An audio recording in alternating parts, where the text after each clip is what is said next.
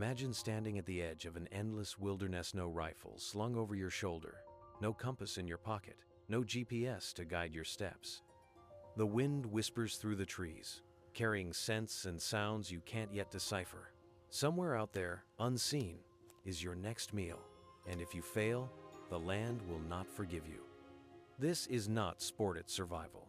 It's the way of the ancestors, the test of instinct over convenience, of patience over panic.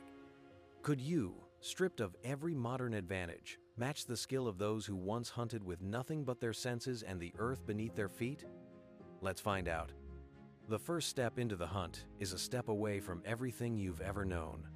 Out here, there are no supermarkets waiting with aisles of neatly packaged meat. Every mouthful is earned through sweat, silence, and skill. The forest, the plains, the mountains, they are alive, and they are watching you as much as you watch them. Your body immediately feels the change. The air is sharper, the sounds carry further, and the weight of your own breathing suddenly feels too loud.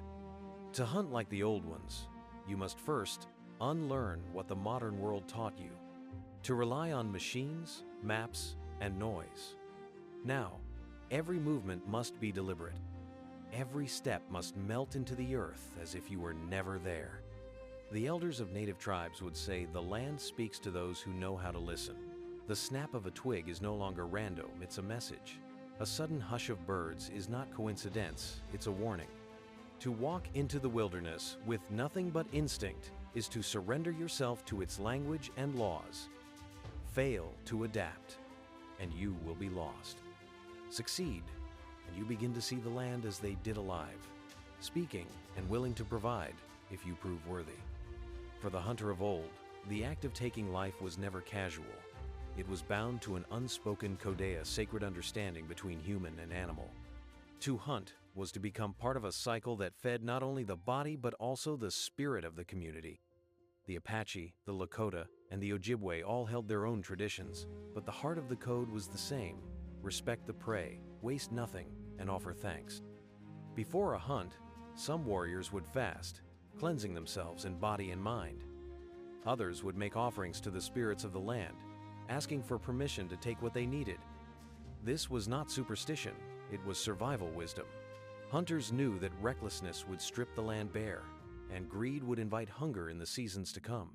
By honoring the balance, they ensured that deer would still run, that buffalo would still roam, and that rivers would still yield fish.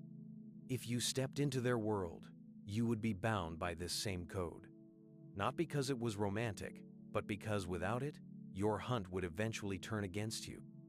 Out here, every hunter who ignores respect becomes prey to the land's unforgiving hand. Tracking is not just following footprint. Sit is following time itself. A bent blade of grass, a scuff in the dirt, a drop of fur caught on bark thays are the breadcrumbs left by life in motion. The hunter's eyes must learn to read these faint signs as clearly as words on a page. The forest is full of illusions. The wind erases scents, rain softens prints, and animals are masters at vanishing into the thinnest veil of shadows. Yet, a skilled native tracker could tell the difference between a day-old hoofprint and one made minutes ago. They could sense the direction of movement not by sight alone, but by how the earth seemed subtly disturbed. To move as a tracker, you must also learn the art of silence, and not merely the absence of noise, but the mastery of blending with the natural rhythm. Your feet must roll softly on the ground, and your breath must match the wind's whisper. A cough, a careless step, a branch snapping underfoot, any of these could end your hunt before it begins. To follow an animal is to walk in its shadow, never too close, never too far. The best trackers could trail game for miles without ever being seen, moving like ghosts between the trees. If you cannot become invisible, the hunt ends here. The forest, the plains, the desert each has its own voice, and to hunt like a native, you must learn to speak it fluently. This language is not written in letters, but in wind patterns, in the tilt of a bird's flight, and in the hush that falls before a storm. To ignore it is to wander blind. The Navajo could smell rain hours before it fell. The Cree could tell the time of day by the pitch of bird calls. Among the Comanche, young hunters were taught to taste the air for traces of smoke or animal scent. Every sensation was a piece of the puzzle, and together they formed a map no ink could ever capture. In this world, you do not simply look, you perceive. You notice that a herd of elk is restless because wolves are near. You hear the difference between the rustle of a squirrel and the heavy step of a deer. You recognize the silence of danger before the predator appears. This awareness turns the land into a living book. The wind carries its stories, the soil remembers its visitors, and the water reveals what is past. If you cannot read these signs, you are not truly hunting. You are merely wandering, waiting for chance to feed you. But chance is a poor provider in a world that rewards only those who listen. Without rifles or modern bows, the native hunter relied on weapons and traps crafted by hand, each made with purpose and precision. A bow carved from Asher yew could be as deadly as any modern firearm in the right hands. Stone-tipped arrows, napped with skill, could pierce hide and bone. But hunting was not always about the chase. Traps, pitfalls, snares, deadfalls were set with cunning, designed to capture without wasting effort. A well-placed snare could provide food while the hunter focused elsewhere. Nets were woven from plant fibers to catch fish in streams, while bone hooks baited with insects lured them in. Fire, too, was a hunting tool. Plains tribes sometimes used controlled burns to drive bison into narrow passes or over cliffs. This was not recklessness, it was strategy, honed over centuries. Every method was shaped by the land, the seasons, and the needs of the people. To hunt like them, you must do more than wield these tools. You must make them, shaping wood, stone, and sinew with your own hands.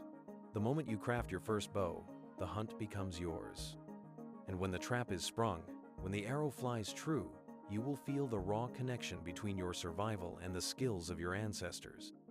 Patience is the unseen weapon of the hunter. Out here, rushing means failure, and failure means hunger.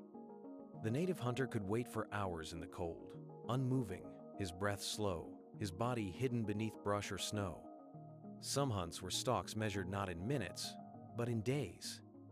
The hunter might trail a herd for miles, always staying downwind, always waiting for the perfect moment when the animal's guard was lowered.